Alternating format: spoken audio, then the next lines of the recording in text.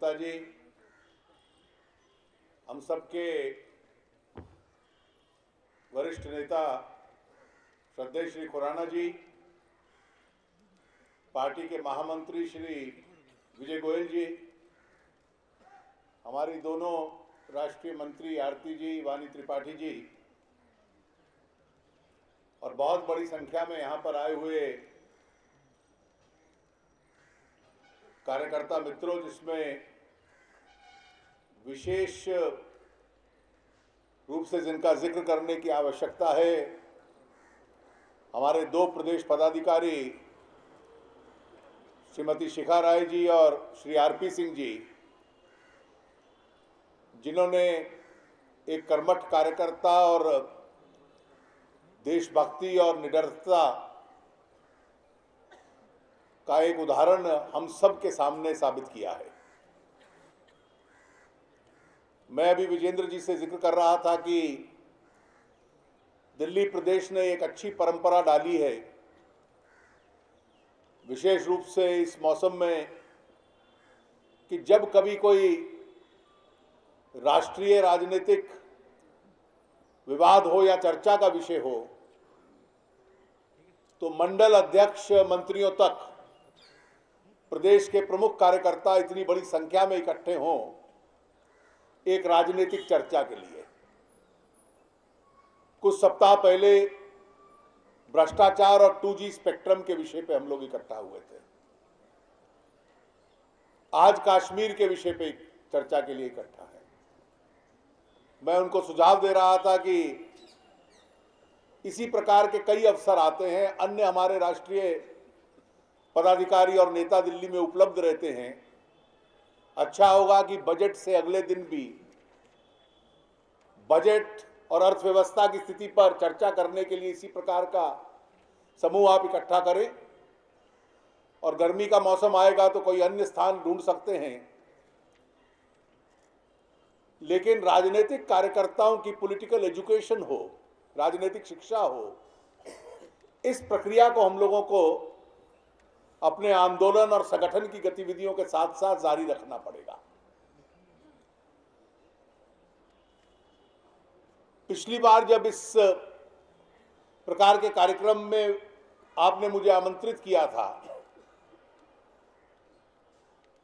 तो मैंने भ्रष्टाचार के संदर्भ में दो विषयों का जिक्र किया था।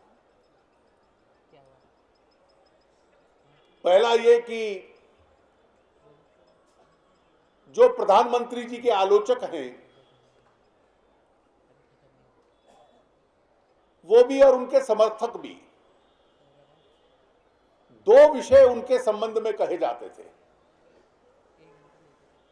कि उनकी विशेषता यह है कि बहुत बड़े राजनीतिक नेता नहीं रहे, बहुत अनुभव नहीं था राजनीति का, लेकिन निजी तौर पे उनको स्वच्छ व्यक्ति माना जाता था और एक विद्वान पढ़ा लिखा अर्थशास्त्री माना जाता था।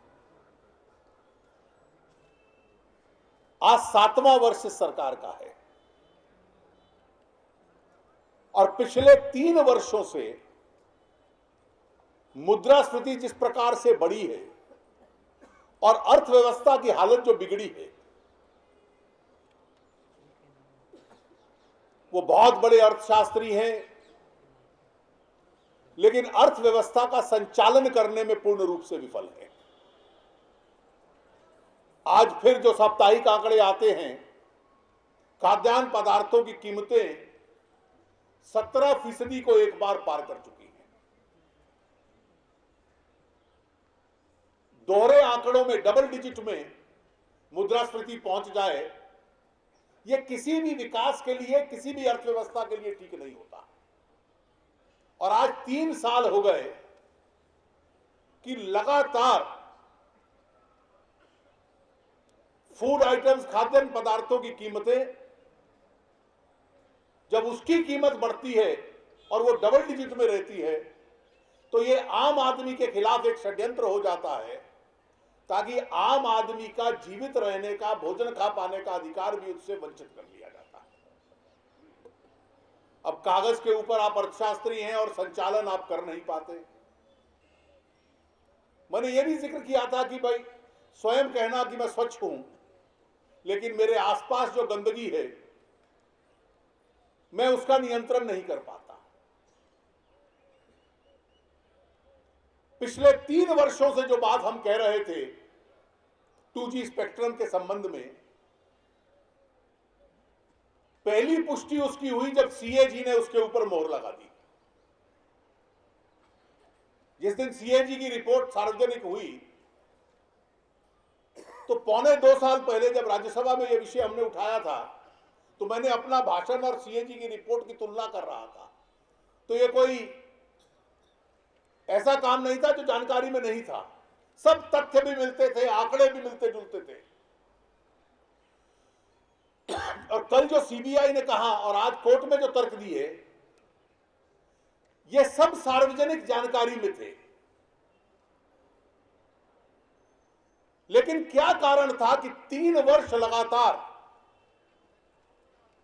लाखों करोड़ों रुपए का नुकसान इस देश का हो जाए और इस देश की सरकार और इस देश के प्रधानमंत्री उस पर कुछ कार्रवाई ना करें।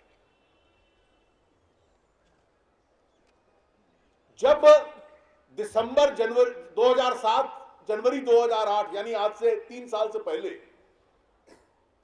ये लाइसेंस दिए गए और स्पेक्ट्रम बांटा गया सस्ते दाम पर, तो उस वक्त जो वित्त मंत्री थे श्री पी चिदंबरम, जो गृह मंत्री हैं, उन्होंने 15 जनवरी को प्रधानमंत्री को पत्र लिखा, ये इतना घाटा है, इसको रोकिए।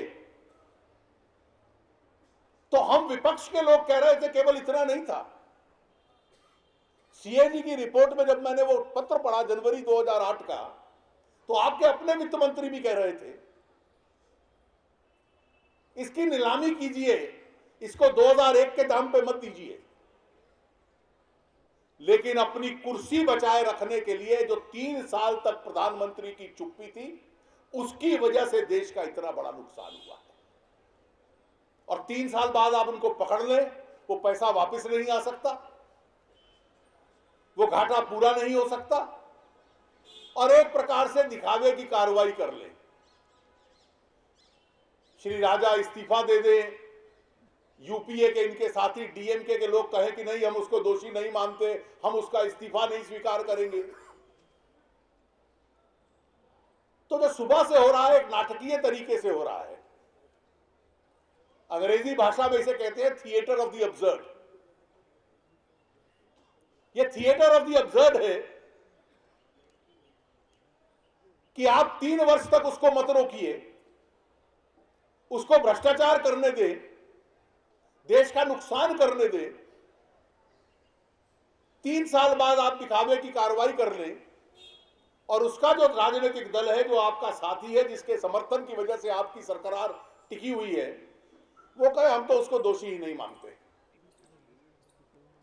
ये मित्रों एक परिस्थिति है। राजनीतिक ईमानदारी वो होती है कि जब आपसे गलती हो रही है उसको स्वीकार कर लो। जब गलती को स्वीकार कर लो तो आगे कम से कम वो गलती बढ़ेगी नहीं। कांग्रेस का और उसके नेतृत्व का ये चरित्र और ये सोच नहीं रही। और आज का जो आपका विषय है कश्मीर का, शायद इससे बड़ा उदाहरण इस देश के अंदर कोई नहीं है। सन 47 से आज तक अगर इस देश की 2 सबसे बड़ी समस्याएं रही हैं, तो एक गरीबी से कैसे जूझना है, उसको कैसे मिटाना है, और दूसरी समस्या जिसका बड़ा सरल हल हो सकता था, जो कांग्रेस पार्टी की देन थी और तब से वो समस्या हमारे गले में लटकी हुई है, वो कश्मीर की। जब ये देश आजाद हुआ तो अंग्रेजों ने यह कहा कि इस देश के अंदर लगभग 555 रजवाड़े हैं, अपना भविष्य तय करने का अधिकार उनको स्वयं होगा। लेकिन इस देश का सौभाग्य था कि हमारे पास एक बड़े नेता थे उस वक्त, जिनकी दूरदृष्टि थी, सरदार पटेल। उप प्रधानमंत्री थे, गृह मंत्री थे। उनको जिम्मेवारी सौंपी गई कि इस देश के एक करना है सब राज्यों को, सब रजवाड़ों को। 550 से ऊपर रजवाड़े, एक एक को उन्होंने इकट्ठा किया। सरल काम नहीं था। राजे महाराजाओं का अपना अहंकार होता है। एक जूनागढ़ के नवाब थे सौराष्ट्र में, जिनके राज्य का, सूबे का कोई भी हिस्सा पाकिस्तान से सीमा नहीं मिलती थी। उन्होंने घोषणा कर दी कि मेरा देश हिंदुस्तान के साथ नहीं, पाकिस्तान के साथ जाएगा। अब उस हिस्से को देश से कैसे मिलाना है, वहां स्थानीय तौर पे बगावत हो गई। जूनागढ़ के नवाब को जहाज में बैठकर परिवार को और अपने कुत्तों को लेकर पाकिस्तान जाना पड़ गया, और जूनागढ़ की जनता ने इस देश में शामिल होने का निर्णय किया। ये कठिन काम था।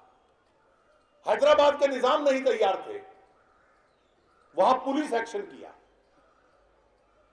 और सरदार पटेल की मृत्यु सन 1950 में हो गई। 3 वर्ष में इन सब रजवाड़ों को इस देश का अटूट अंग वो बना चुके थे। यह सरदार पटेल की क्षमता और दृष्टि थी। लेकिन इस देश का दुर्भाग्य था कि सभी रजवाड़े, जब उनको इस देश में शामिल करने का काम सरदार पटेल को दिया गया था, तो जम्मू कश्मीर की जिम्मेवारी स्वयं पंडित जवाहरलाल नेहरू ने अपने ऊपर ले ली थी। केवल एक सूबा ऐसा था जिसकी जिम्मेवारी पंडित जी ने ली, और वो एक सूबा ऐसा है जो आज 63 वर्ष के बाद भी हमारे सामने समस्या के रूप में खड़ा है, और कोई स्थिति में बहुत सुधार है ऐसा नहीं लगता। उस वक्त का इतिहास हमें अवसर दे रहा था।